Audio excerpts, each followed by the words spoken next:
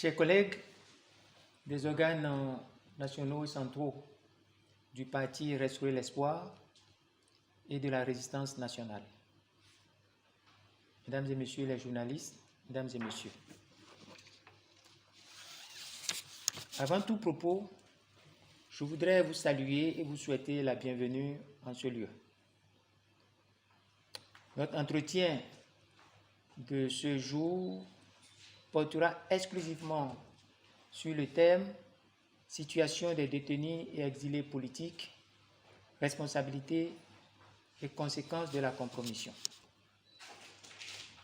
Il est vrai que depuis un certain temps, je réserve le 27 mars pour rappeler aux plus jeunes le sens de la démission lorsque on est convaincu, on se rend compte de manière irréversible que dans l'agir pour soi, pour l'intérêt général et pour l'ensemble de la communauté, il devient difficile de concilier sa conscience et son identité. Mais ce n'est pas l'objet de ce qui nous réunit.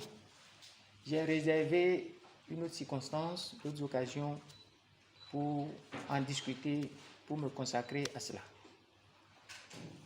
J'ai fait ces petits rappels pour dire que la présente séance est réservée exclusivement et tournera exclusivement autour du thème que j'ai évoqué. Chers collègues, Mesdames et Messieurs les journalistes, Mesdames et Messieurs, vous savez les conditions dans lesquelles,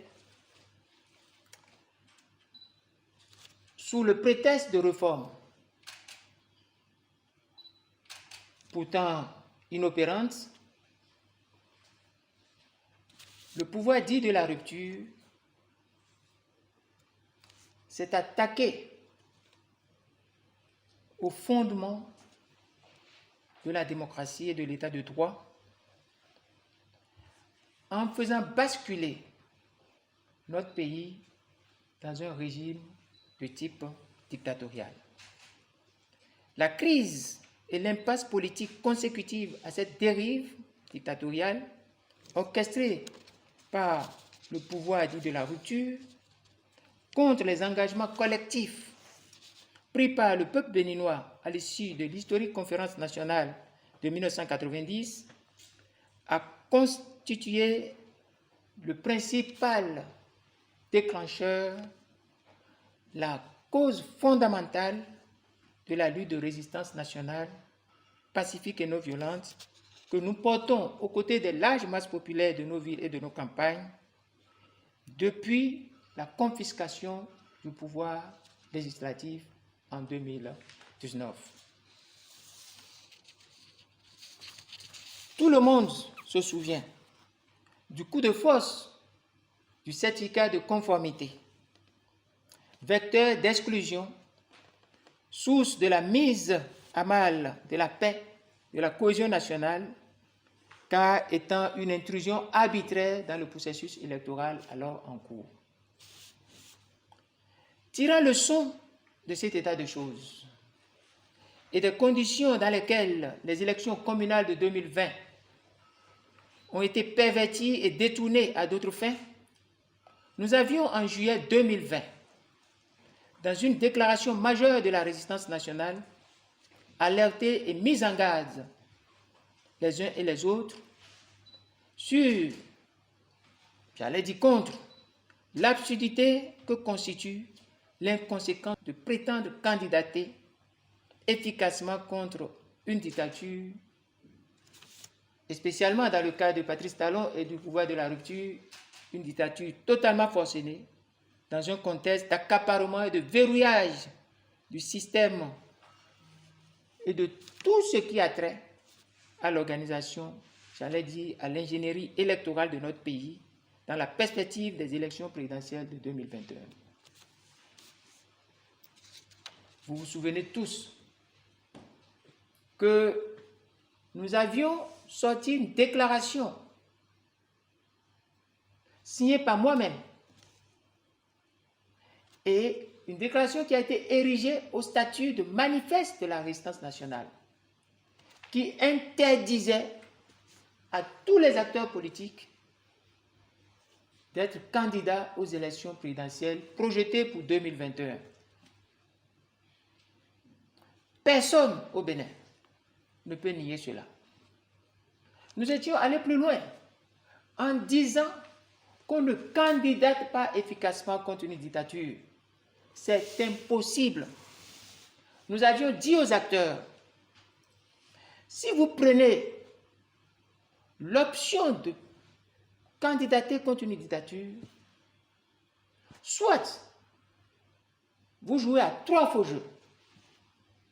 Le premier, soit vous êtes complètement ignorant, vous ne connaissez rien à la politique. Le deuxième, soit vous êtes complice. Le troisième, soit vous êtes traître de la cause.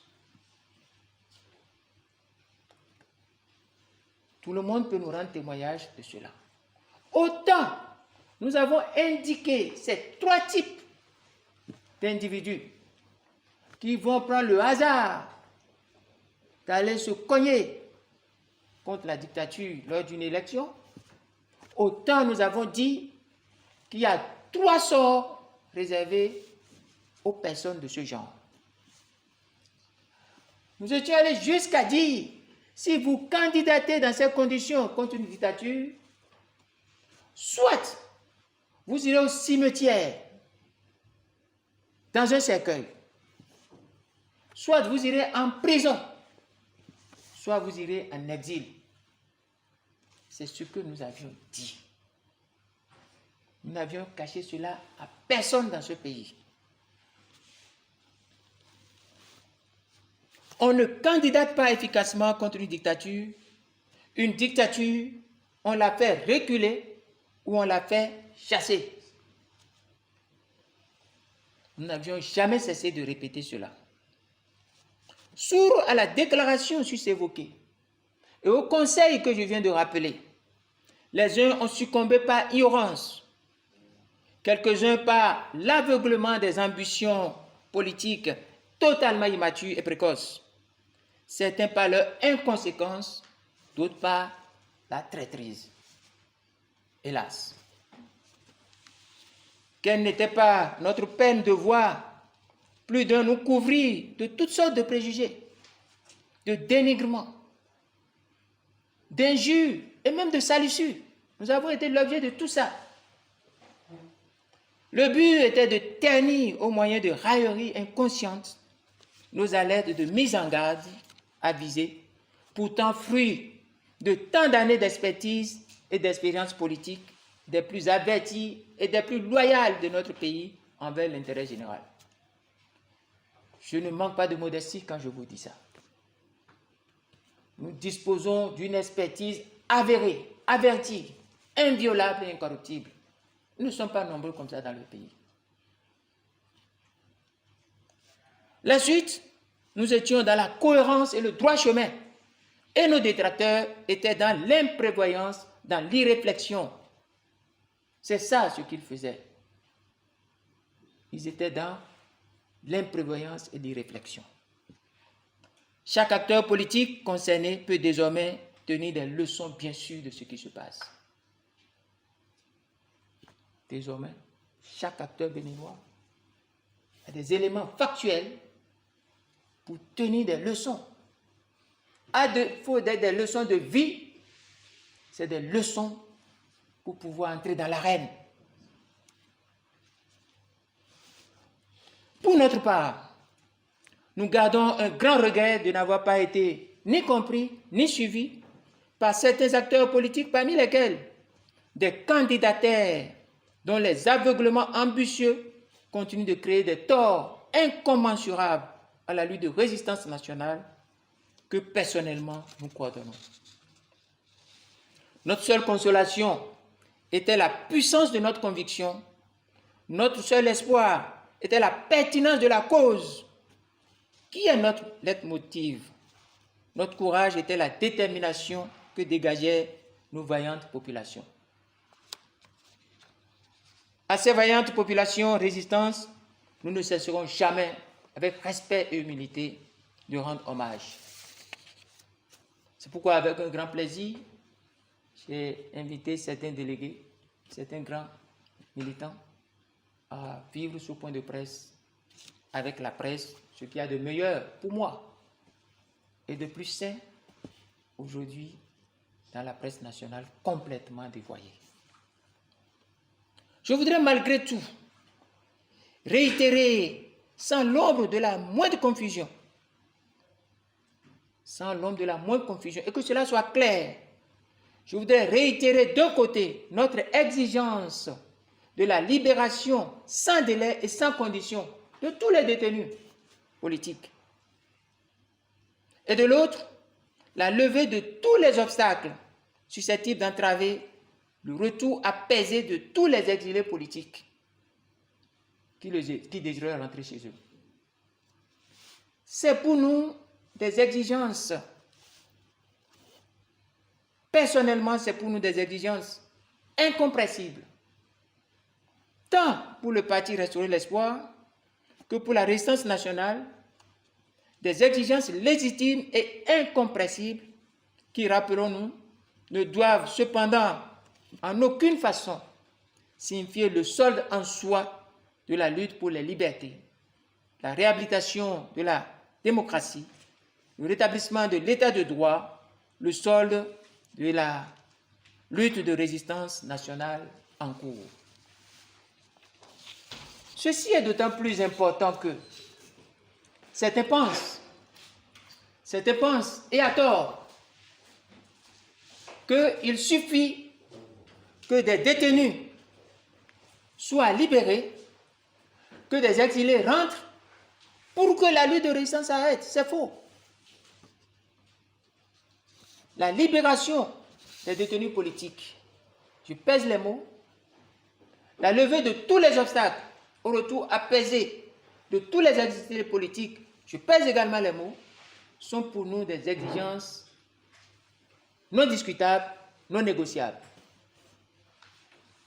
Cependant, nous voudrions insister sur le fait que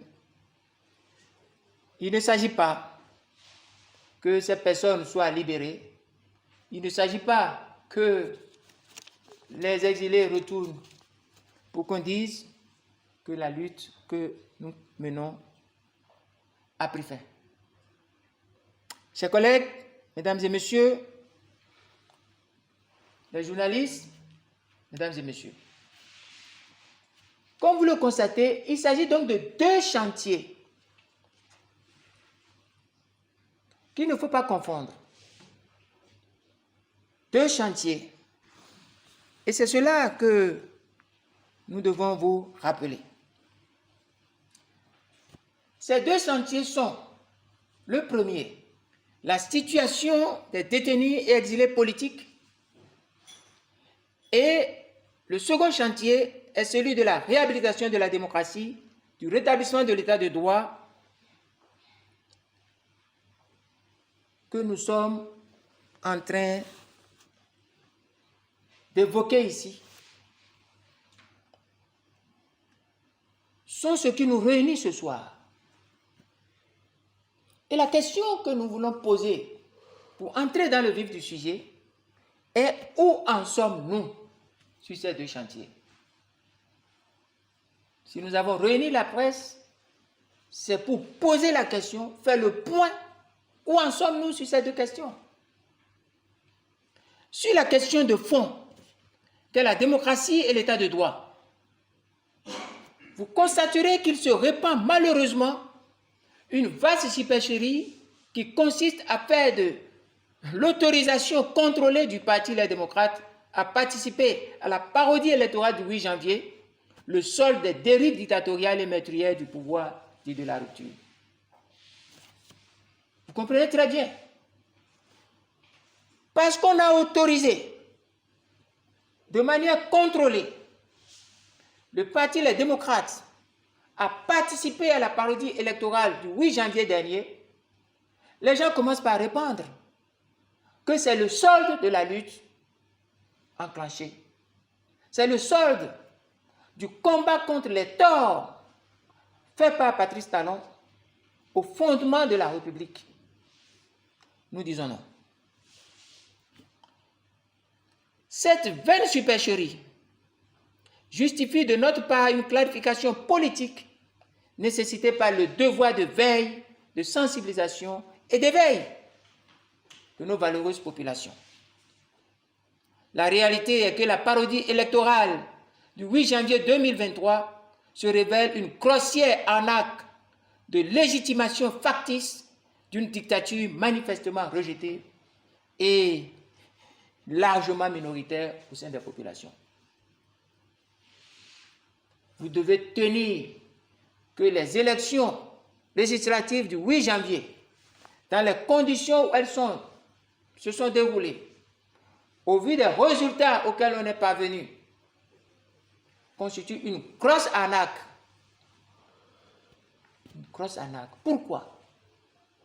Parce que vous allez entendre un peu partout, que ce soit à l'intérieur du pays ou à l'extérieur, dire que non, le Bénin est devenu démocratique.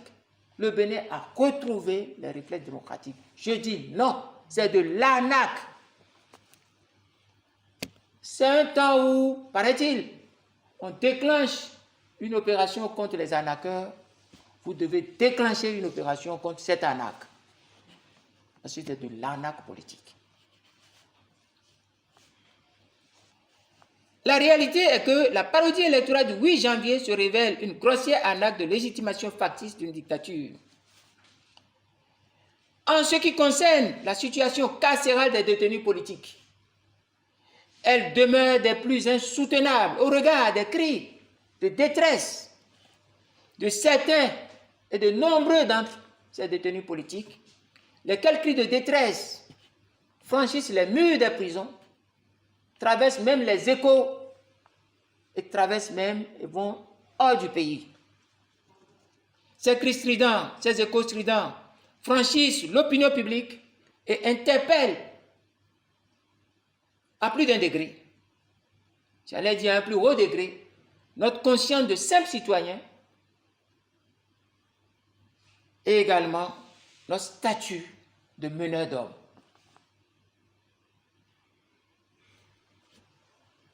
Quels étaient les partis politiques dits de l'opposition?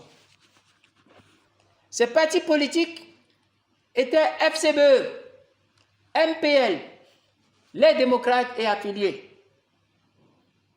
Quel était le discours de chacun de ces partis politiques?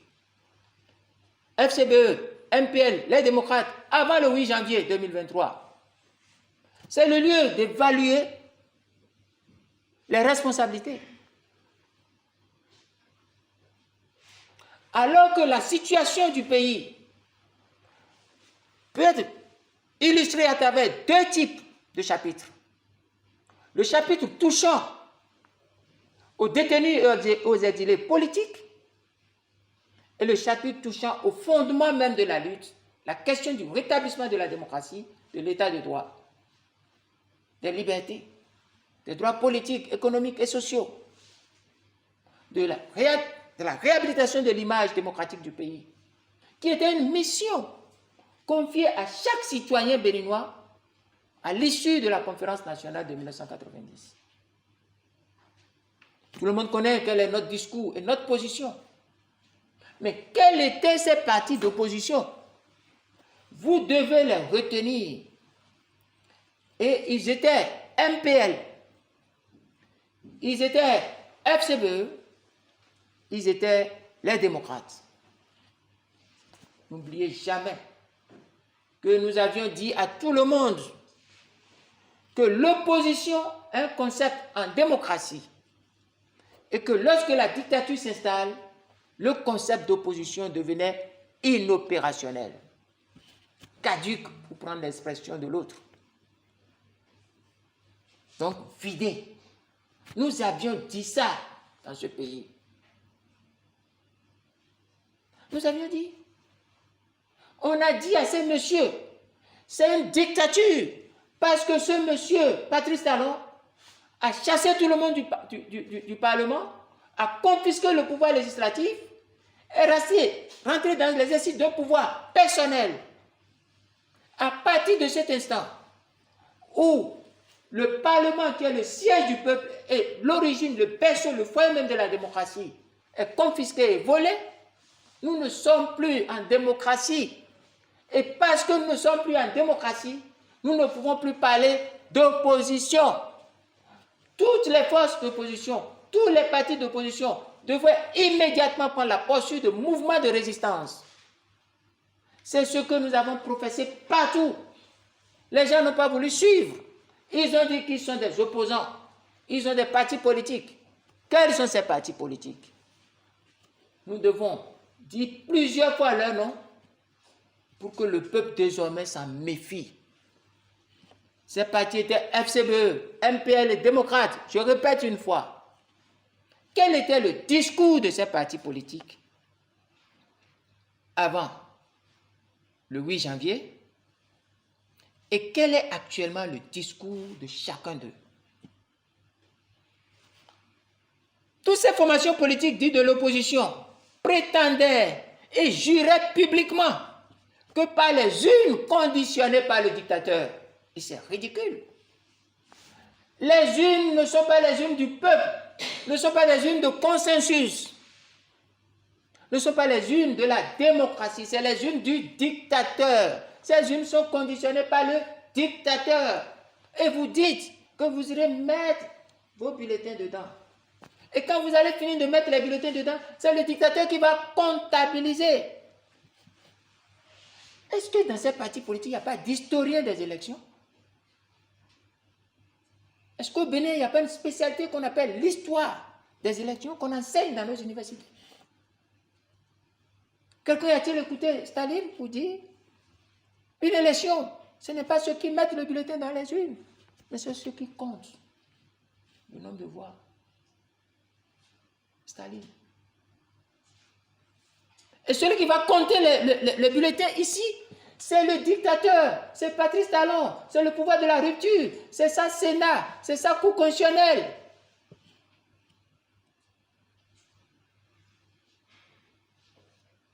Vous savez, je remercie les organisateurs, le comité de veille stratégique de notre parti Restaurer l'Espoir, qui a proposé le thème et qui a fait le développement que je suis en train de vous présenter. Ces formations ont-ils pu leur discours là, quand ils disaient que par les unes du dictateur, les unes conditionnées par le dictateur, eux, ils vont vaincre la dictature, avoir la majorité et mettre en déroute Patrice Talon et la rupture. Ils l'ont pu.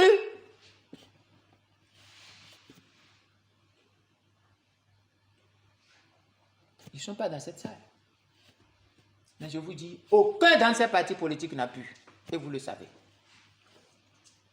Plus perfide est le discours bourré d'arnaque du parti Les Démocrates, qui a recouru à de la flatterie en se servant de la situation carcérale de certains détenus politiques, de celle de certains exilés, pour capter de manière imméritoire certains suffrages et motifs inconsciemment égarés par le piège de leur sophisme hypocrite.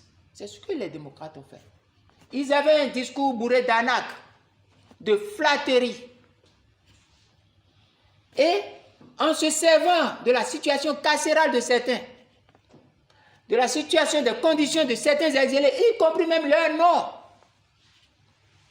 ils ont su, de manière rusée, capter, sans en avoir le mérite, des suffrages émotifs. Parce que c'est des gens qui disent « Je suis contre Talon, je suis contre la rupture ». Est-ce que ça suffit? Ces gens ont fait piéger leur suffrage. Tellement ils ont été baignés par le sophisme hypocrite du parti Les Démocrates. Où en sont-ils aujourd'hui à présent, les démocrates? Où en sont-ils?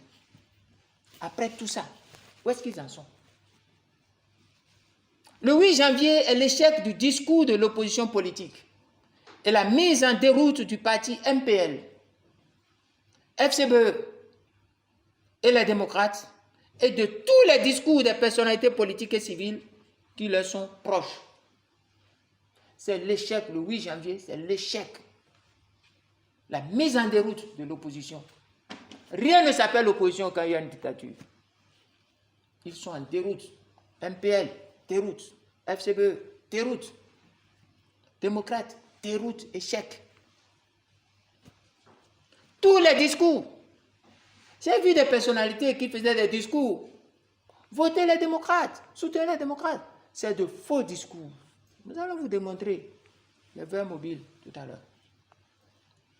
À l'hôtel Bel Azur de Grand Popo, à l'occasion de la retraite politique festive du parti Restaurer l'Espoir, tenue le 18 février 2023 autour du thème législatif de 2023, échec de la compromission et défi, nous avions largement mis en relief ce triste constat qui discrédite au plus haut degré ces personnalités et ces partis politiques dites de l'opposition. La mascarade qui fait office factice d'opposition se révèle au vu au su de tous exagérément obsolète avec l'emboubement du MPL. Vous avez vu comment le MPL s'est emboubé? Je ne veux pas dire les débats que vous avez entendus. C'est malsain. Le déshabillage des FCBE. Vous avez vu comment les FCBE ont été déshabillés? La domestication du parti, les démocrates, devenir un machin recru à la portion congrue, surédenté et abusivement désonglé et dégriffé. C'est ça. On les a enlevés, cassé les gencives, ils n'ont plus de dents. On peut s'amuser dans leur bouche. On les a dégriffés, désonglés. Ils ne peuvent même griffer personne. C'est triste. Piteusement inoffensif. Que peut faire ce parti à ce pouvoir? Rien. L'atmosphère politique actuelle est celle d'une ignoble désillusion, ayant tout l'air d'un gâchis politique caractéristique des oppositions de pacotilles vendeuses de rêves et de chimères et d'illusions. On voit ces oppositions de pacotilles un peu dans la sous-région, dans l'espace francophone. Des oppositions de pacotilles qui amusent la galerie. Redoutant les conséquences dévastatrices de cette grosse désillusion, de leur fourvoiement, certains expriment le regret de s'être allés à des compromis. Avez-vous écouté le président Soglo? Vous l'avez écouté? Je me suis laissé aller à des compromis. Une manière, un euphémisme, pour ne pas dire dans des compromissions. Nous ne mentions pas. Nous avions vu ce qui se tramait. On va vous expliquer tout, avec détail. Redoutant les conséquences dévastatrices de cette grosse désillusion de leur fourvoiement, certains expriment leur regret de s'être allés à des compromis, confère Nicéphore Soglo. D'autres voulant cacher dans des calculs, voulant cacher leurs calculs hypocrites, exclament leur impuissance, les démocrates. La chimie électorale ne nous a pas été favorable. Nous sommes impuissants. Quoi? Ils avaient été prévenus. D'autres sont subitement devenus aphones. Vous les attendez encore? L'un en appelle maintenant à un débat public et contradictoire, Nicéphore Soglo.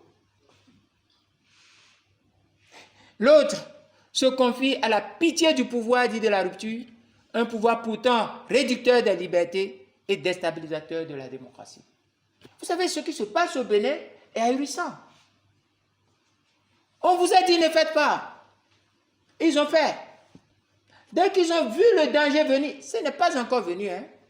Le danger viendra, la désillusion, les conséquences viendront pour leur image, pour eux-mêmes, pour tous ceux qui se compromettent. Ils ne savent pas ce qu'on appelle une dictature. Quand ils vont poser la question à certains, ils vont comprendre. Nous parlons d'expérience et nous sommes fiers de ça. Ce n'est pas acheté, c'est du vécu. On a eu ces expériences-là avec le temps, avec l'épreuve, la souffrance, les égratignures. Nous sommes formés de cela, c'est pourquoi nous parlons comme ça. Mais c'est fort sur vous. Maintenant, on appelle aux Béninois. On appelle aux Béninois. Les démocrates, nous sommes impuissants. Et grave, nous en remontons à nos bourreaux et nous comptons que nos bourreaux vont nous aider à s'en sortir. Mais il parle à qui? Il parle à qui? Ses collègues, mesdames, messieurs les journalistes, mesdames et messieurs, c'est ça la réalité. C'est ça la réalité. Par décence, nous passons sous silence la posture déjà très déshonorante de certains néopoliticiens, pour le moment empêtrés dans les balivernes de leur espièglerie, de leur escroquerie politique. Politiciens, j'allais dire. Il y a des petits jeunes politiques qui ne comprennent rien, qui sont dans des petites saletés, ils pensent que c'est ça la politique. Les jongleries, les escroqueries, ils pensent que c'est ça. Les vociférations sans contenu. Au lieu d'avoir un peu de patience, de prendre de poids, de prendre notes, de digérer les notes, d'indiquer, d'avoir le quoi d'indiquer leurs écoles. Ils rasent les murs.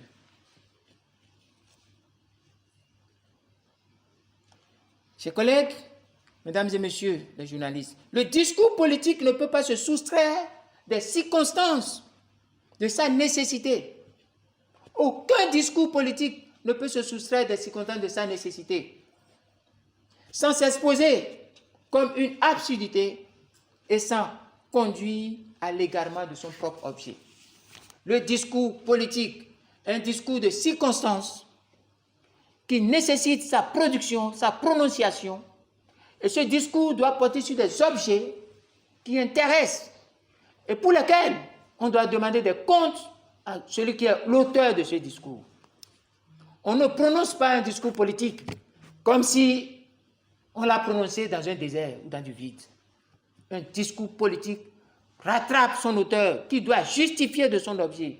C'est pour ça que le discours politique ne peut pas déconnecter, ne peut pas renier, ne peut pas se soustraire de ces circonstances, des circonstances dans lesquelles il a été prononcé.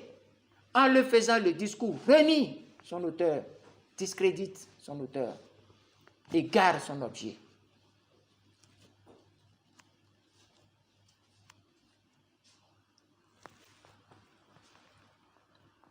C'est très important ce que nous sommes en train de vivre dans ce pays.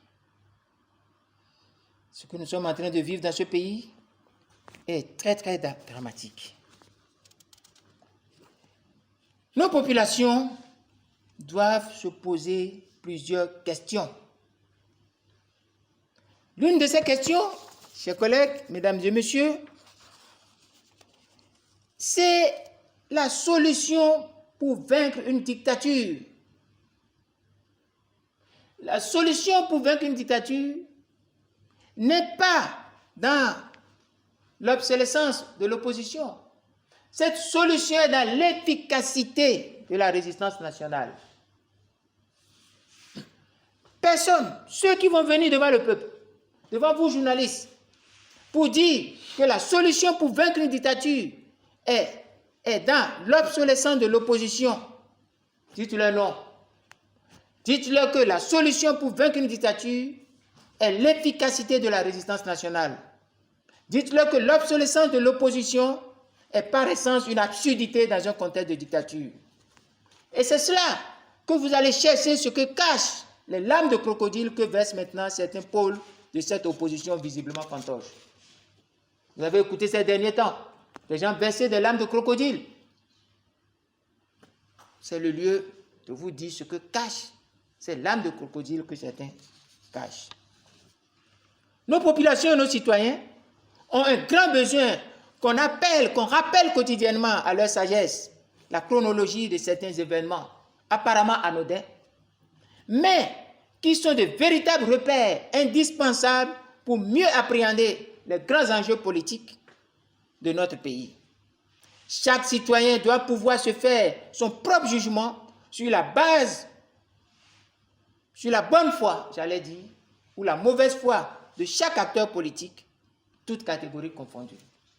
Le rôle de l'homme politique, du meneur d'homme politique, c'est aussi ça. Nous devons rappeler constamment à nos populations les éléments. Nous devons décrypter, leur expliquer, parce que ce n'est pas leur activité. Nous qui nous intéressons à la politique, c'est notre devoir d'apporter à nos populations les éclairages nécessaires. À partir de ces éclairages, les populations pourront faire leur propre jugement sur la bonne foi ou la mauvaise foi de chaque acteur. Ce jugement, nous en avons besoin en ces temps-ci. En ces temps-ci. Que cachent les larmes de crocodile que versent maintenant certains pôles de cette opposition visiblement fantoche. En février 2022, et nous venons petit à petit au cœur de notre entretien. En février 2022, tout le monde a été témoin des images affichant clairement les accolades entre Nicéphore Soglou et Patrice Talon. Vous l'avez vu? En février 2022. Tout le monde les a vus. Dans l'enceinte du palais, à l'occasion des propagandes exagérées autour de l'exposition politique de certaines œuvres d'esprit dites pillées lors de la colonisation. Ces deux personnalités arborant de larges souris, l'une des récriminations actuelles de Nicéphore Soglou. Tout le monde a vu ça. Nous partons d'éléments factuels. Et nous devons appeler chacun à ses actes. Ensuite, tout le monde a vu les embrassades théâtralisées, largement médiatisées, lors de la cérémonie propagandiste ayant marqué les festivités du 1er août 2022, entre le même Nicéphore Soglou et avec le même Patrice Talon. Mais c'est rapide et ça s'accélère. Pourquoi les processus qui ont conduit à ces deux faces à l'évidence politique n'avaient pas fait l'objet de débats publics et contradictoires préalables? Pourquoi? Pourquoi un matin, on découvre Nicéphore Soglou en train d'embrasser Patrice Talon sans qu'il y ait rien? Bon, on a beau dire, c'est les œuvres pillées. Peut-être, et ça n'a pas manqué. L'un serait homme de culture et serait intéressé par voir les œuvres. C'est à nous dire, je me fais toujours à l'histoire, que De Gaulle allait accompagner Hitler visiter l'Arc de Triomphe ou la Tour Eiffel. Ou Mandela allait accompagner de Klerk, ou ces geôliers, les téméraires de l'apartheid, allaient visiter les bords de Sun City. Mais de quoi? Les gens prennent l'intérêt général et le peuple pourquoi? Pour de l'amusement. Nous allons les décourager de faire ça. Et la manière de les décourager, c'est de dire aux populations, voilà l'image. Ensuite, tout le monde a vu ça au 1er août. Pourquoi? La démocratie doit s'accommoder à ce qui concerne les affaires publiques de transparence. L'opacité en amont dans les affaires publiques couvre des suspicions dont l'une des conséquences est l'érosion et la ruine de la confiance publique, préjudiciable à la crédibilité en politique. Dans une lettre publique, le président Nicéphore Soglo, un semestre à peine après ses enjouements publics avec Patrice Talon, écrit qu'il aurait fallu un débat public contradictoire, préalable en ce qui concerne Sébastien Adjavon, et si celui-ci devait subir un bannissement avec le sort réservé à ses biens, à savoir la mise aux enchères par la justice, Nicéphore Soglo écrit, si je n'avais pas le moindre signe de retenue devant son âge, j'allais dire, il ose écrire que si Sébastien Adjavon devait subir un bannissement, il aurait fallu débattre de ce processus de son bannissement et de la mise aux enchères de ses biens. Il aurait fallu débattre cela publiquement et contradictoirement. Lui là, Nicéphore, quand il allait embrasser l'autre, il en a débattu publiquement et contradictoirement.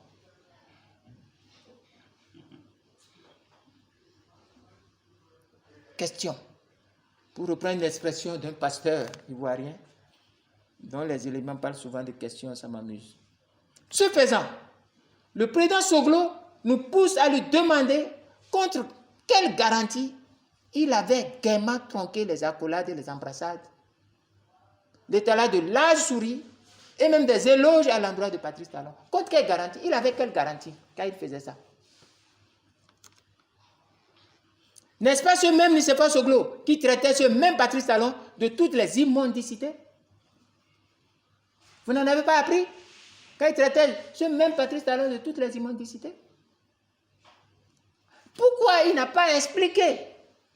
Pourquoi le peuple n'a pas débattu au préalable le processus qu'il a amené là-bas? Il a un impératif moral que le processus de ce revirement à 180 degrés observé dans le discours du président Soglo à l'endroit de Patrice Talon, dont il se souvient soudain la ruse et la rage du gouvernement, eût été aussi débattu publiquement et contradictoirement. Je voudrais faire observer aux uns et aux autres que cela n'a jamais été le cas avant que ce même Nicéphore Soglo ne gratifie de félicitations les réformes de ce même Patrice Talon. Réformes au prétexte desquelles, chers amis, mesdames, messieurs les journalistes, réformes au prétexte desquelles on a persécuté, on a détricoté des piliers fondamentaux de la liberté, des libertés, du renouveau démocratique, ébranler l'état de droit, déposséder des citoyens, pousser à l'exil des citoyens, emprisonner et tuer des citoyens. Au nom de ces réformes, Nicéphore Soglo se lève, félicite ces réformes, félicite Talon. Nous étions là, nous regardions tout ça. C'est lui ça. Et si je me souviens de tout ce qu'il disait de Patrice Talon et d'autres collaborateurs de Talon, au point où les enfants de ces collaborateurs ont failli. Vous connaissez la suite. Triste hallucination, pathétique. Dans cette atmosphère des accolades et embrassades subitement admiratives à l'endroit de Patrice Talon, le président Boni Yayi, pour ce qui lui a trait, s'est fendu d'émerveillement devant les murs repeints du palais de la présidence de la République, un lieu si métamorphosé selon lui, au point où qu'il s'est exclamé ne plus reconnaître. Voilà. Voilà l'autre comédie. Yayi va au palais, s'exclame devant des peintures de murs. C'est ça qu'il allait faire. Peinture. On parle de dictature qui ébranle, qui broie. Et tu vas là-bas. Et ce qui t'intéresse, c'est les peintures. Que tu as fait 10 ans, tu te perds. Mais là n'est pas le cynique. Le cynique, c'est lorsqu'il déclare avoir confié à la bienveillance de son ami et frère Patrice Talon le règlement des doléances, une liste jointe, en insistant, dit-il mensongèrement, au nom de la nation. Mesdames, Messieurs les journalistes, chers collègues, où et quand la nation a confié à Boni Yayi de telles doléances? Où et quand? Où et quand la nation a confié ça? Nous avions balayé Yayi du pouvoir depuis. Nous lui avons confié quelle doléance à remettre à la bienveillance de quel monsieur? Nulle part.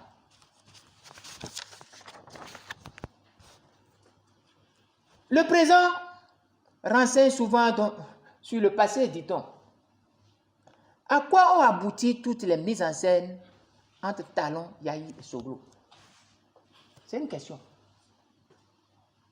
C'est une question. À quoi ont abouti les mises en scène entre Talon, Yayi et Soglo? Tenez-vous bien et soyez attentifs. Autant à la démocratie et à l'état de droit, on a abouti à l'autorisation du parti Les Démocrates pour se substituer au parti FCBE dans le rôle de faire valoir et de tentative de légitimation factice de la dictature du pouvoir dit de la rupture. C'est tout. Toutes les rencontres que Talon, Yayi et Soglo ont eues sur la question de l'état de droit et de la démocratie, la seule solution est l'autorisation du parti Les Démocrates à aller remplacer le parti FCBE pour servir de faire valoir et de légitimation factice de Patrice Talon de sa dictature. C'est tout. C'est ça. Pas plus. À la situation carcérale des détenus politiques et au sort des exilés, on a abouti à la loi 2022 du 19 octobre 2022.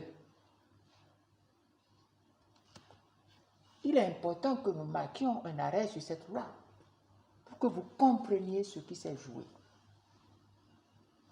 Tout ce que Yayi Boni et Soglo sont allés faire avec Patrice Talon sur le premier chapitre, démocratie, état de droit, c'est autoriser le parti Les Démocrates à aller aux élections pour se substituer, pour remplacer les FCBE dans le rôle de faire valoir de légitimation de la dictature.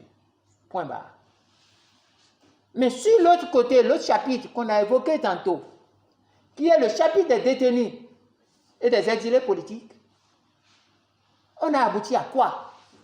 On a abouti à une loi qu'on appelle la loi votée le 4 octobre 2022 et promulguée le 19 octobre 2022.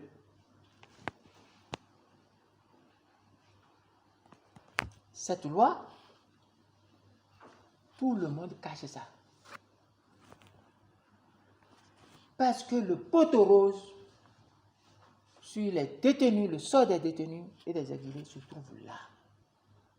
Et c'est notre rôle de vous expliquer les tenants et les aboutissants et le processus.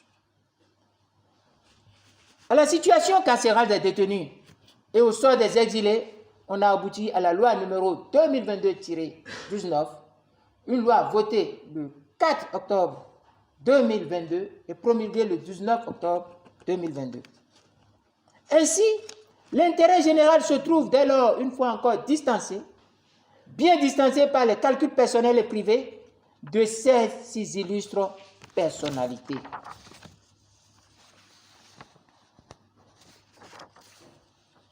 Pour cause, désormais, les anciens présidents de la République ne crient plus au non-règlement par Patrice Talon et par son gouvernement des principaux avantages et commodités éventuelles liés au statut d'ancien président de la République. Vous voyez un peu, avant ces mises en scène, les présidents, certains, ils ne sont pas nombreux, un ou les deux, criaient que le pouvoir de Patrice Talon, son gouvernement, tarde à régler ou refuse ou s'oppose au règlement des avantages et des commodités liés à leur statut d'ancien président. Vous les avez encore entendu parler de ça? Vous les avez encore entendu parler, évoquer ça? Ça a été réglé. Cependant, pendant que ça a été réglé, la ruse et la rage embrassent toujours le quotidien de la nation. Une atmosphère de terreur et d'inquiétude sociale se répand toujours jusque dans le panier de la ménagère. De lourdes hypothèques continuent de toujours peser sur les libertés, les droits politiques, économiques et sociaux. Notre jeunesse déconsidérée, toujours livrée à elle-même et réduite à la débrouillardise avec son lot de travers à la normalité. L'économie, les finances, les ressources et l'aptitude manuelle, intellectuelle et l'expertise nationale, toujours victimes de la psychologie de désert de compétences et davantage exposées aux érosions, à la double érosion, aux érosions simultanées de la corruption et de la dépossession. C'est ce que le Bénin vit. Nous sommes pris dans deux courants dangereux, le courant de la corruption et le courant de la dépossession. Parce qu'un des nôtres, que nous avons mis devant, traite tout de désert de compétences. Le chef est le VIP de la nation. Le chef est celui qui est le premier responsable du marketing de la nation. Un chef qui doit faire le marketing de son produit de la nation ne peut pas dire que c'est un désert de compétences. Nous en souffrons, le Bénin en souffre, et les conséquences vont traîner pendant des décennies.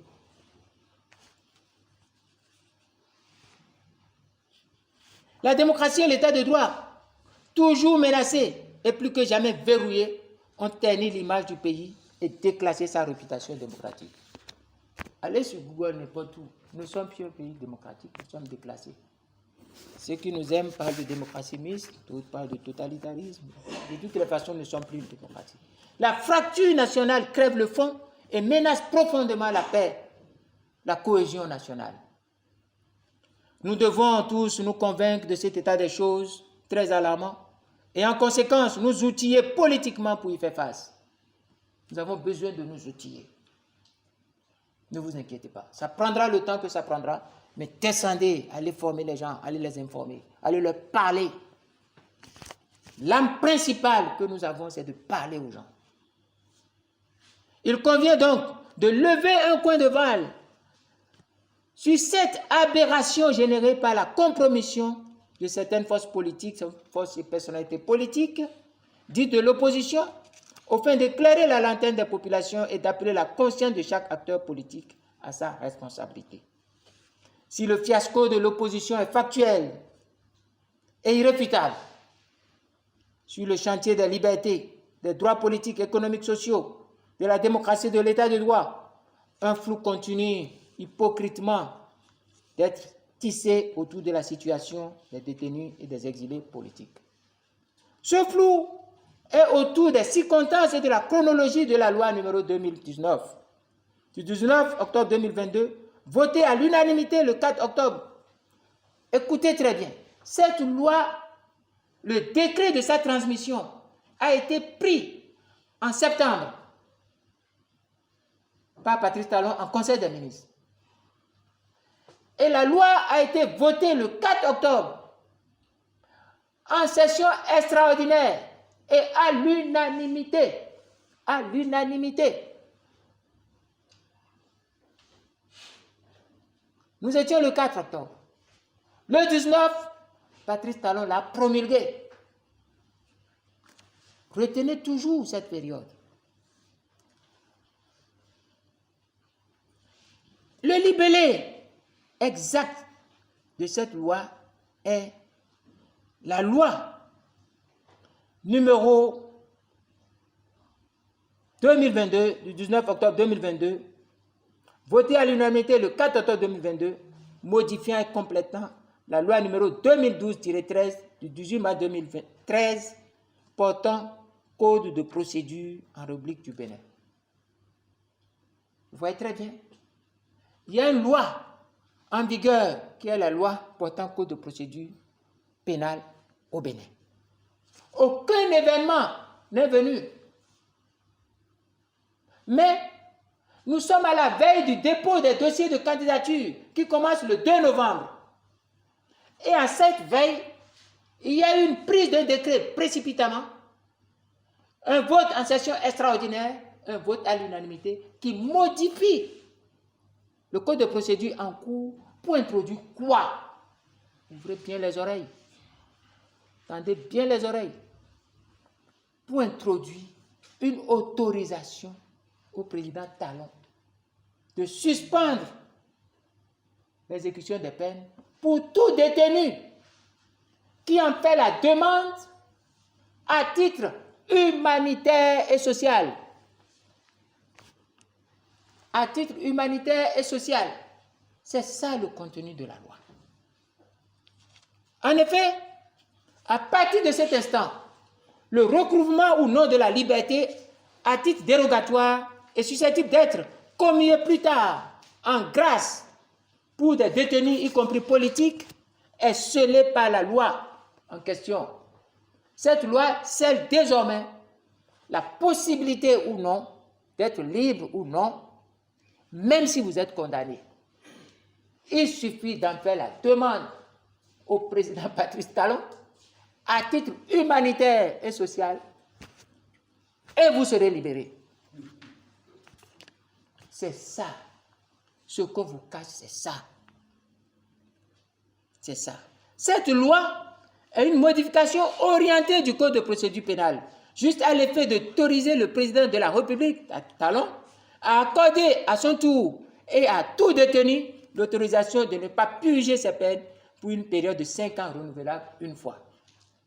Pour ce faire, il faudra que le détenu ait été sous le coup d'une condamnation définitive. Observez très bien. Pour bénéficier de ça, vous devez avoir été sous le coup d'une condamnation définitive. Et vous devez commencer par purger votre peine. Et c'est comme ça que vous allez écrire maintenant au président pour lui dire, à titre humanitaire et social, pardon, permets-moi, non pas de supprimer les peines, mais permets-moi d'aller m'occuper de l'humanitaire et du social. Et mes peines sont toujours là, décalées. Il y a une translation de peines à titre provisoire. C'est une loi comme ça. C'est l'aboutissement de la compromission. Vous comprenez pourquoi des gens de notre trempe, de notre formation, de notre parcours, on les salit, on les peint de préjugés inutiles, gratuits. Parce que ça là, on ne peut pas s'asseoir, on va faire ça devant nous. Celui qui va faire ça n'est pas né. Fais ça là devant nous. Oui. Cette suspension provisoire ne concerne aucunement les amendes qu'il encourt. La chronologie de cette loi renseigne que son décret de transmission, je vous l'ai expliqué, les conditions dans lesquelles ce décret de transmission, c'était en septembre, le vote le 4 octobre à l'unanimité, la promulgation le 19 rapidement. Cette chronologie révèle qu'il ne sera pas du tout aisé à l'hypocrisie plaintive actuelle de certaines personnalités forces politiques dites de l'opposition de clamer qu'elles n'étaient pas toutes ignorantes des tenants et des aboutissants de cette loi, une loi bizarre qui n'est qu'une manigance législative intervenue en pleine pré-campagne et surtout à la veille de l'ouverture du dépôt des candidatures pour la parodie électorale législative du 8 janvier 2023. Le contexte de la prise de cette loi est celui des conciliabules Talon, Yahi et Soglo. Personne ne peut nous dire que ce n'est pas ce contexte qu'on cesse de grimacer. Quand on se fout voir, il faut faire amende honorable. C'est inadmissible. C'est inadmissible. À l'analyse, l'érection de cette loi indique clairement à tout acteur politique mature 3 choses au moins. Et écoutez, c'est très important. Quand vous avez entendu, quand on prend une telle loi Dans un tel contexte, lorsqu'on prend une telle loi, vous devez en déduire 3 conséquences immédiatement. La première est qu'aucun consensus n'a été trouvé entre Talon, Yahi et Soglo sur le statut des prisonniers politiques, des détenus politiques.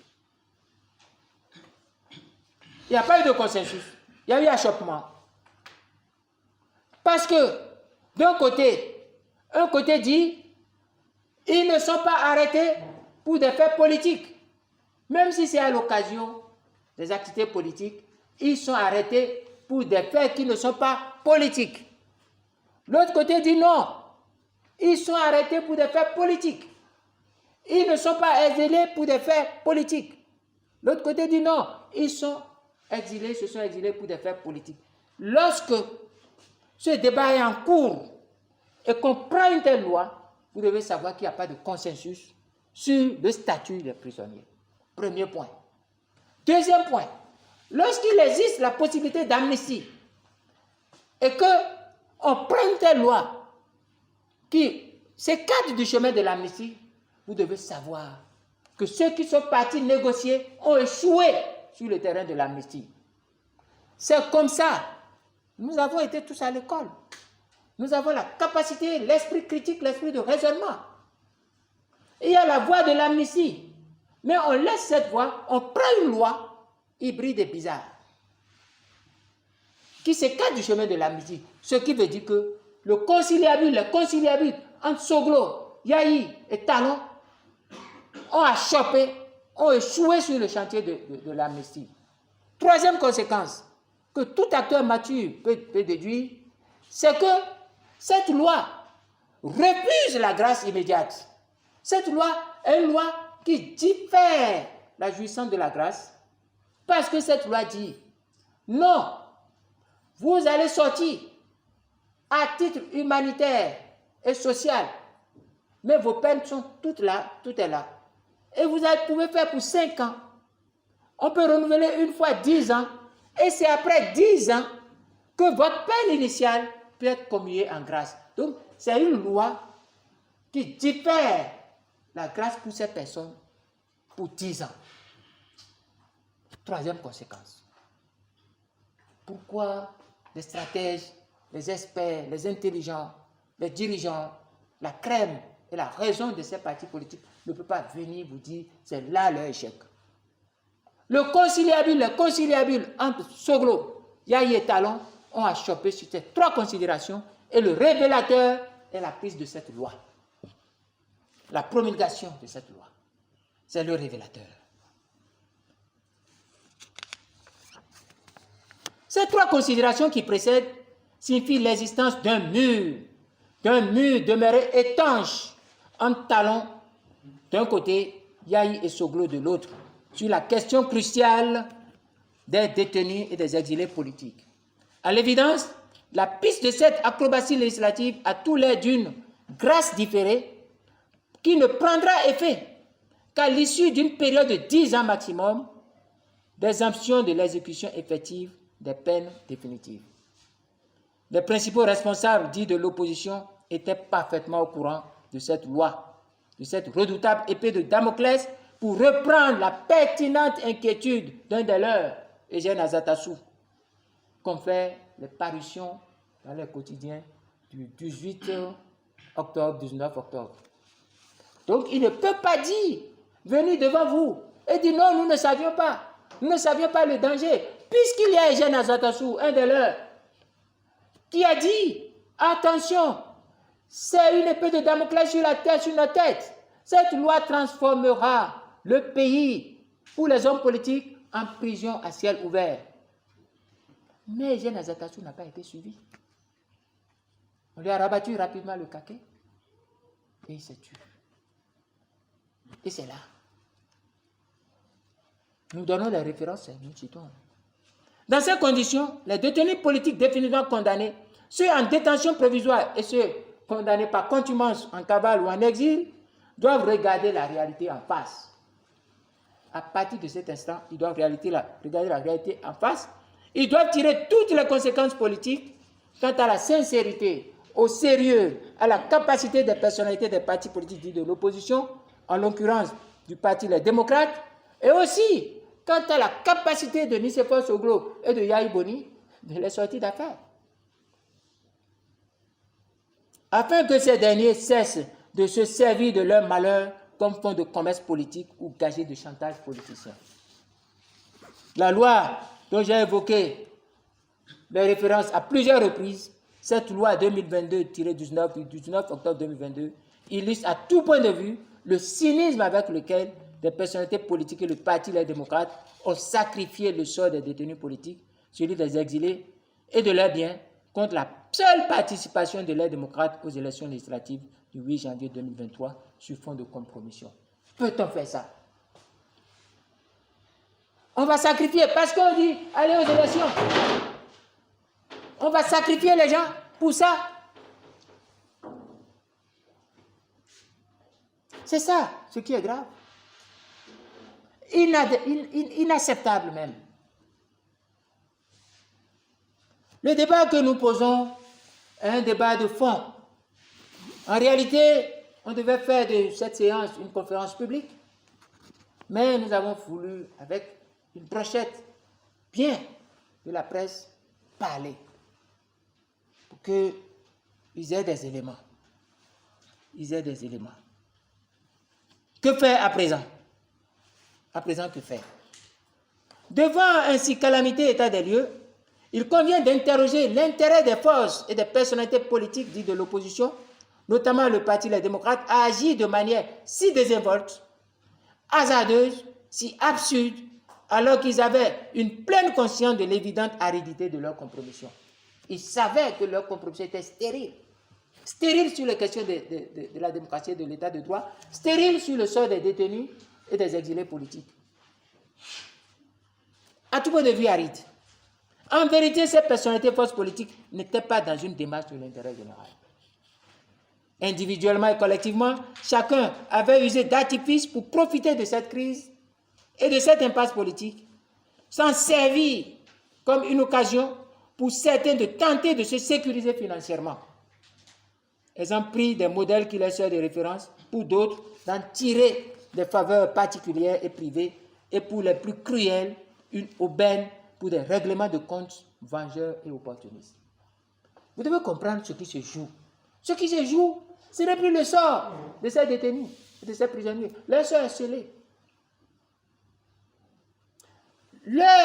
Ceux qui parlent, ceux qui vont vers Talon pour les défendre, savent que leur sort est scellé, dès que cette loi est prise. Leur sort est scellé dès que le Parti Les Démocrates a accepté, sur fond de compréhension que nous avons vu, aller à une élection sans préalable, sans modification, ni des lois, ni rien du tout. Le couloir de la mort est là. Et ils ont vu la chute là-bas. Ils rentrent dedans. Tout est fini. Nicéphore Soglo Yahi Boni, le Parti Les Démocrates et ces gens de l'opposition ont fini toutes leurs cartouches. C'est fini. C'est fini. Ce qui est en jeu, ce n'est plus la démocratie et l'état de Dieu pour ces personnes. Ce qui est en jeu, ce n'est plus le sort des détenus, ni les conditions des exilés. Ce n'est plus ça. C'est fini, c'est réglé. Ce qui est en jeu, c'est trois choses. Pour certains, c'est une occasion pour avoir une sécurité financière sur 3 ans. Je vais vous démontrer ça tout à l'heure. Pour d'autres, c'est une occasion pour capter des avantages, des faveurs. Parce que qui aide le roi s'attend à ce que le roi l'aide. C'est une formule classique. Le roi est toujours regardant pour toute personne qui l'a aidé ou qui l'aide. Mais troisième chose, en dehors de la sécurisation financière, à partir des rentes politiques, en dehors des captations de faveurs et de la bienveillance entre griffes des princes du moment, il y a quelque chose qui est encore grave. C'est une occasion pour des responsables du Parti Les Démocrates de régler des comptes, d'écarter, d'enterrer définitivement certains qui pouvaient leur faire ombrage une fois libres et absous de toute charge. C'est un homme politique qui vous parle. La politique est cruelle et meurtrière, sans état d'âme. On se souvient des conditions dans lesquelles certains ont été candidats pour les démocrates. On se souvient des conditions dans lesquelles d'autres ont été candidats pour d'autres formations. On se souvient des querelles. On se souvient de qui voulait être et qui s'est vu évincé. Critiquant même que c'est parce que tel aurait plus d'argent et plus de relations que tel qui était en pole position a été écarté. Belle occasion. Belle occasion de vengeance et de règlement de comptes politiques. C'est ces trois choses-là que vous devez retenir. Mais, en dehors de la vengeance et du règlement de comptes, il y a quelque chose que je dois vous dire. Pour un montant de l'ordre de 108 millions de francs CFA par député, oui, pour un montant de l'ordre de 108 millions de francs CFA, en tout cas, je vous le dis, chaque député, sur la période de 3 ans, doit gagner entre 2,5 millions et 3 millions. Si nous y mettons les avantages, j'ai été parlementaire pendant 5 mandats, je sais comment ça se passe. Chacun peut atteindre une moyenne autour de 108 millions par député, auquel doit s'ajouter un gain collectif pouvant être de l'ordre de plus d'1 milliard lié au statut du chef de file de l'opposition et au titre de l'aide publique de l'État au financement des partis politiques sur la période ouvrant 2023-2026. L'intérêt général a été mis aux oubliettes. La cause de la résistance nationale trahie et le sort des détenus et exilés politiques sacrifiés. C'est alléchant. C'est bien alléchant, n'est-ce pas? Des gens qui étaient à moins de 200 000 francs, moins de 200 000 francs par mois, certains qui étaient même à 0 francs. Consultez bien la liste. Et qui se voient bombardés sur une période comme ça, avec d'autres avantages connexes et autres là, parce que le pouvoir crée des attraits. Je sais de quoi je parle.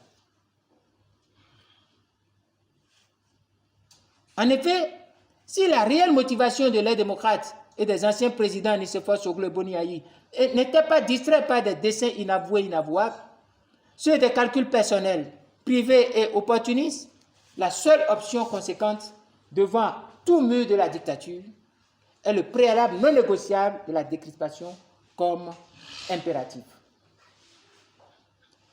La première exigence de ce préalable, un basique enseigné dans toutes les écoles de militantisme, on enseigne ça. Moi, je me souviens, dans les années, avec les années 1980, quand nous avons eu la chance d'être cooptés par des aînés pour être formés, la première des choses qu'on nous a enseignées, lorsqu'un de vos camarades est arrêté, vous devez faire de sa libération une priorité. On n'abandonne jamais un militant. Parfois, je n'ai pas eu la chance de vivre ça parce que je n'ai pas fait l'armée pendant longtemps. Parfois, lorsqu'un corps tombe, lorsque quelqu'un tombe, on ne laisse pas son corps. Ce n'est pas seulement le compagnon de lutte qu'on défend, mais on défend son corps. Donc, lorsque vous allez, avec cette expérience qu'on connaît à certaines personnes, et que vous avez un mur de la dictature qui est devant vous, qui dit non, non, non, à la liberté, à la vie, au bien, vous ne devez plus embrasser cette personne. Vous ne devez plus aller aux élections avec cette personne. Vous arrêtez et vous en faites un préalable. Ce qu'on appelle, j'ai discuté avec le doyen tout à l'heure, avant de venir ici avec les responsables du parti, ce qu'on appelle les non négociables. C'est ça que vous serez en train de tirer.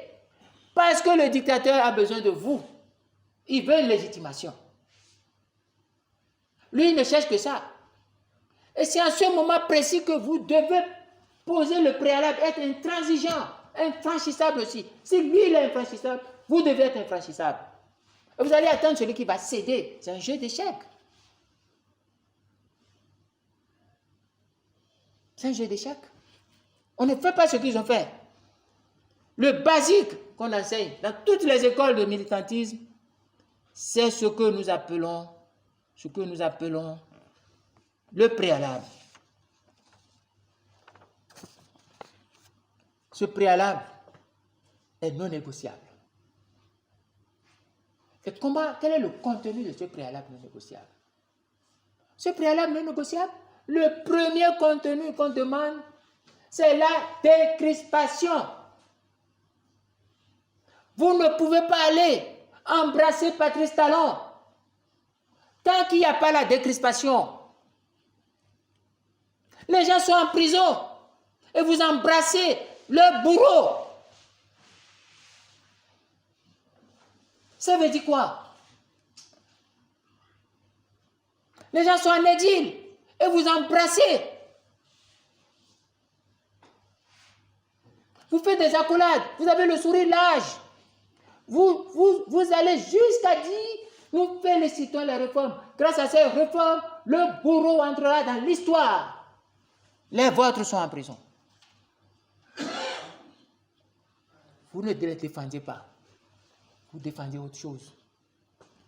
Et cette autre chose que vous êtes en train de défendre, certainement, on a commencé par vous les faire. Il n'y a pas de sourire gratuit en politique. Je sais de quoi je parle. En politique, il n'y a pas de gratuité. On ne fait pas. Si vous voyez quelqu'un dire, je l'ai fait comme ça, réfléchissez un peu, fouillez avant de le croire. Si vous fouillez, vous pouvez faire votre propre jugement. Vous savez, plus que de simples prisonniers politiques, le minimum est que leurs camps politiques respectifs ne devraient jamais céder en ce qui concerne leur statut d'otage politique et exilés politiques, et les exilés politiques de persécutés politiques. Tous devant être traités avant tout comme des victimes de l'arbitraire. C'est ce qu'on nous a appris.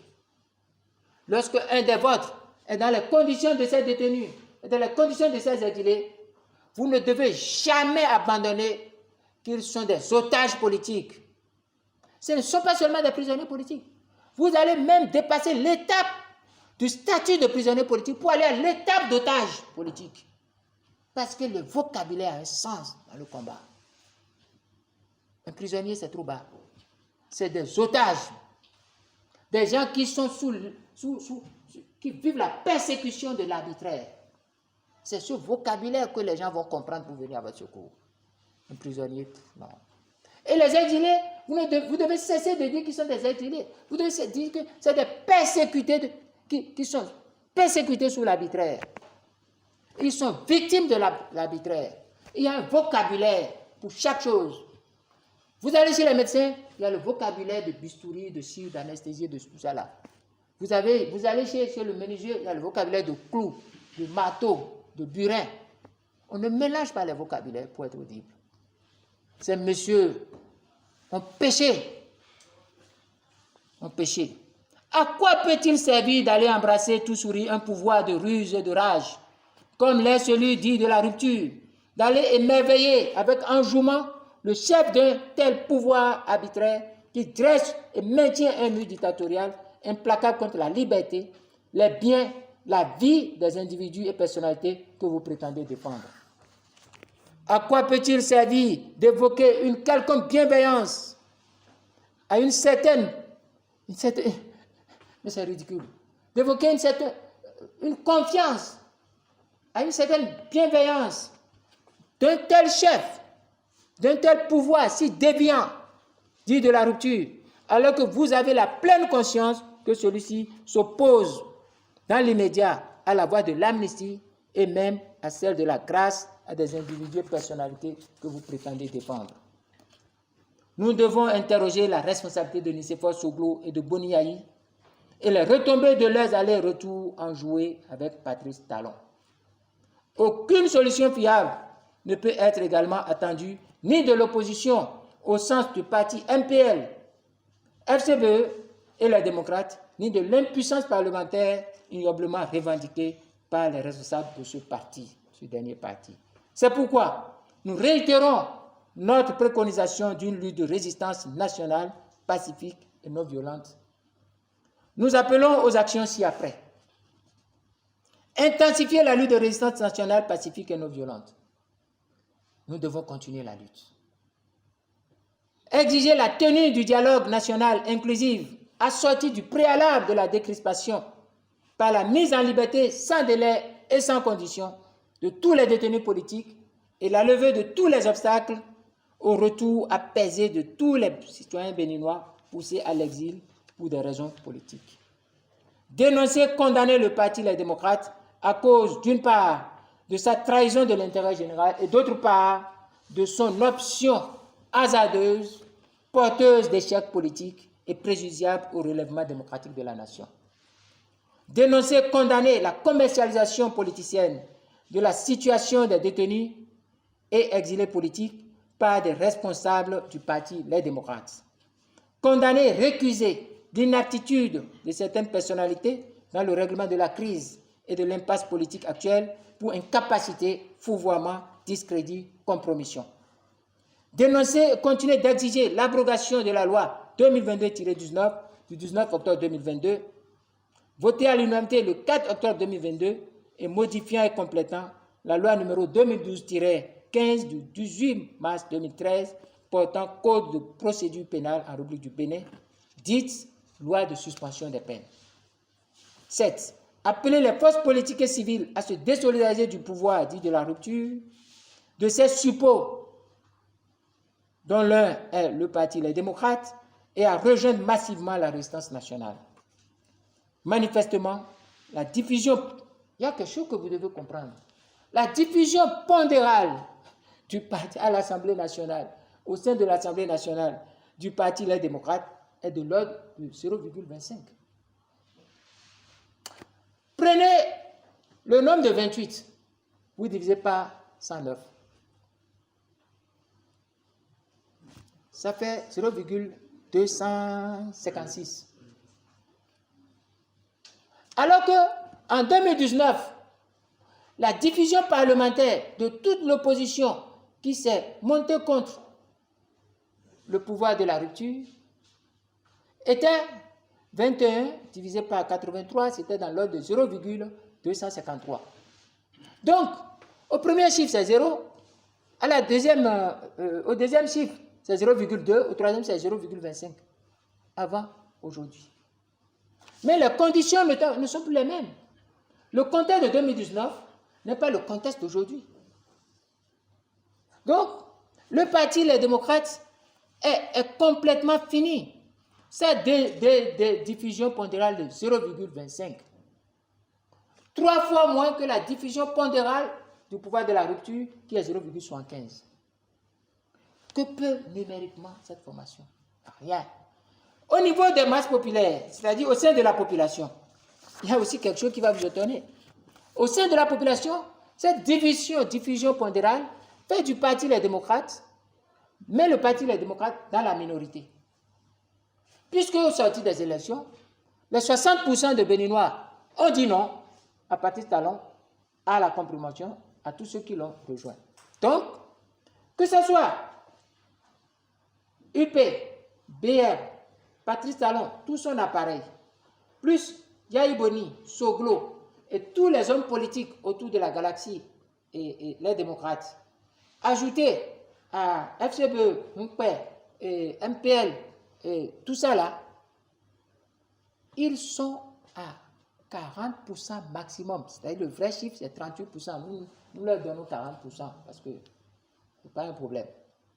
Ils sont à 40% au plus. Chiffre officiel. Or, nous savons bien qu'ils ne sont pas là, ils ne sont pas à ce taux. La conséquence, la lecture directe, c'est quoi? C'est qu'en réalité, les démocrates ont été incapables de faire basculer sur eux les 60%. Ils sont incapables. Ils ne sont rien dans la population. Rien du tout. C'est pourquoi ils font cet tapage.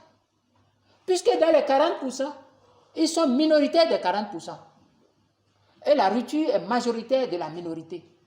Donc les démocrates se retrouvent minorité de la minorité. C'est les chiffres. Vous devez travailler avec les chiffres.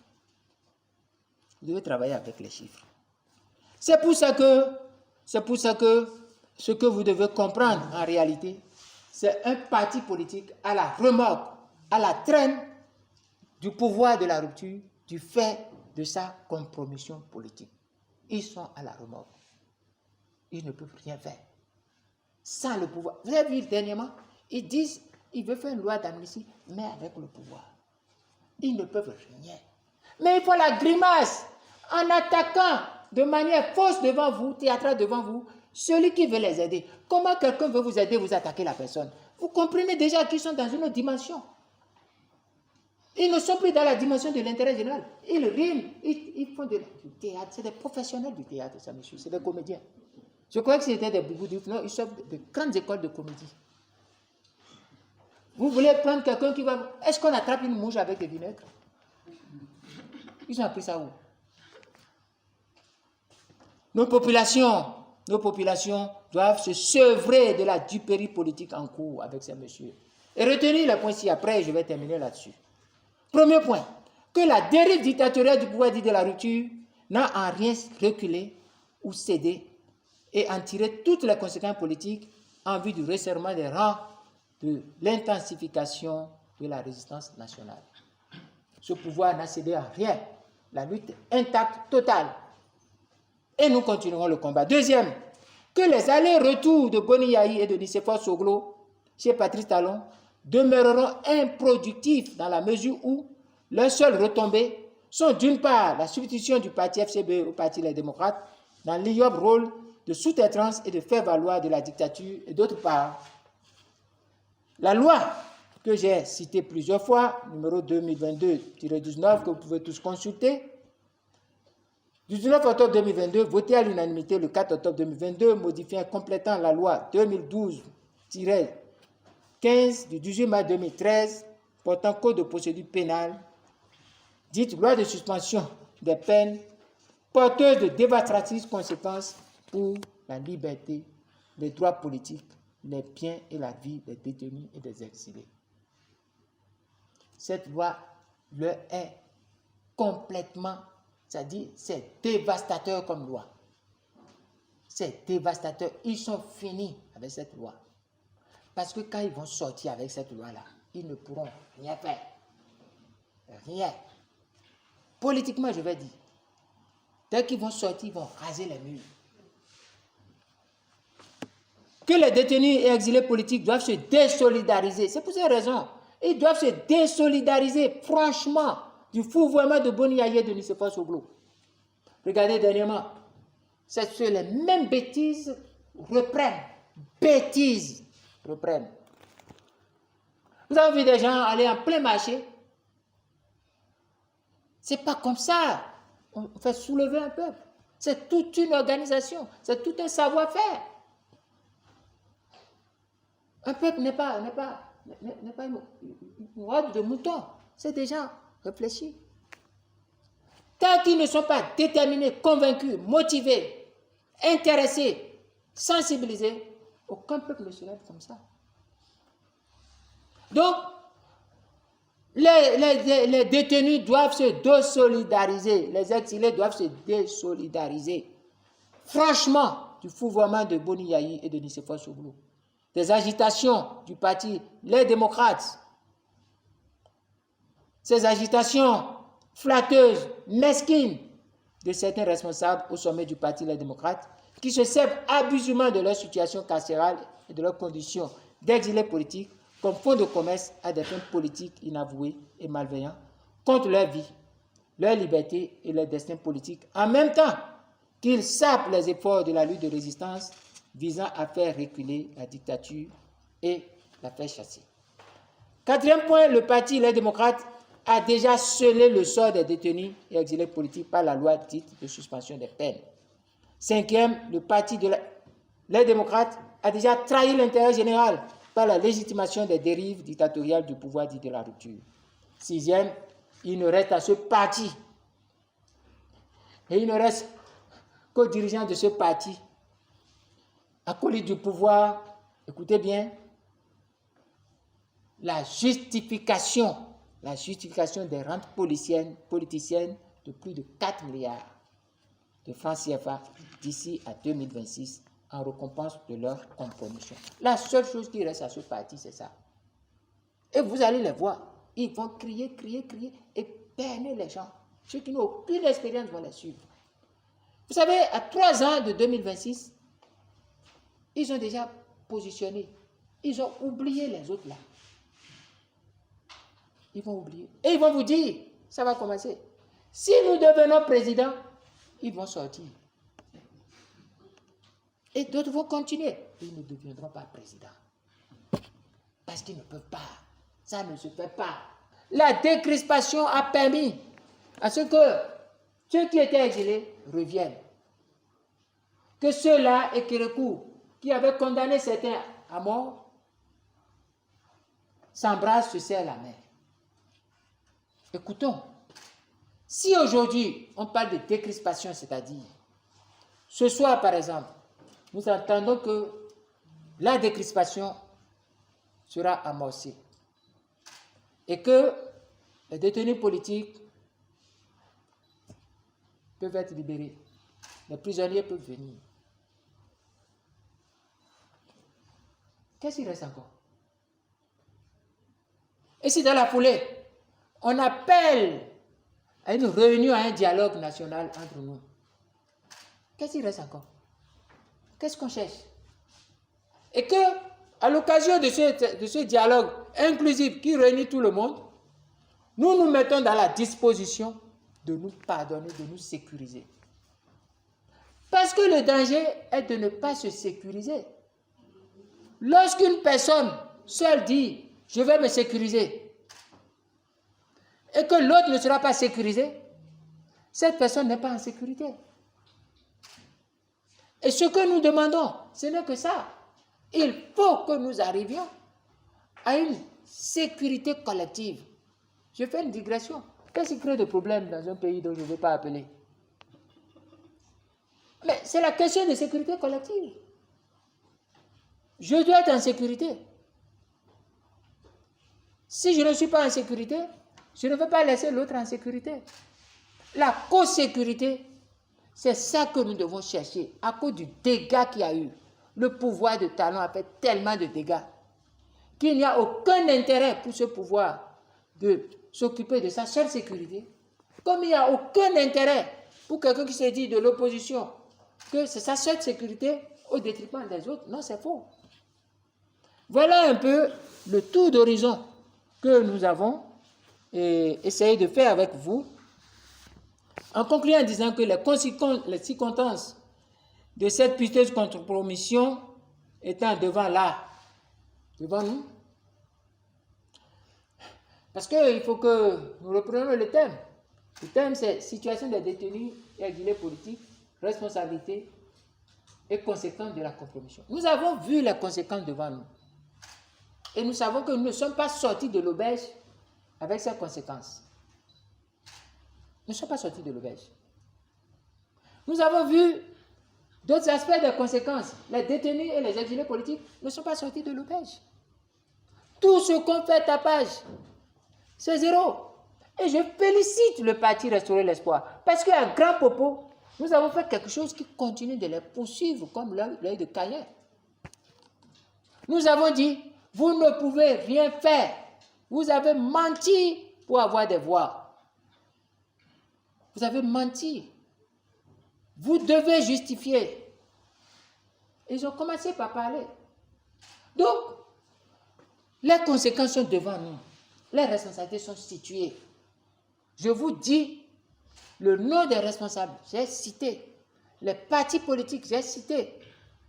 C'est vrai, nous ne sommes pas dedans. Nous avons dit, voilà ce qui va vous arriver. Et nous en sommes là. Maintenant que les conséquences sont là, maintenant que les responsabilités sont situées, qu'est-ce qu'il reste? Il reste seulement que chacun, il incombe à chacun de choisir son camp. Il incombe à chacun de choisir son camp. Nous ne pouvons pas être en train de défendre des gens qui sont en train de soutenir ceux qui les détruisent. Vous dites que vous êtes des prisonniers. Nous sommes en train de vous défendre. D'autres sont allés vous sacrifier sur l'autel de leurs intérêts. Vous soutenez ces personnes.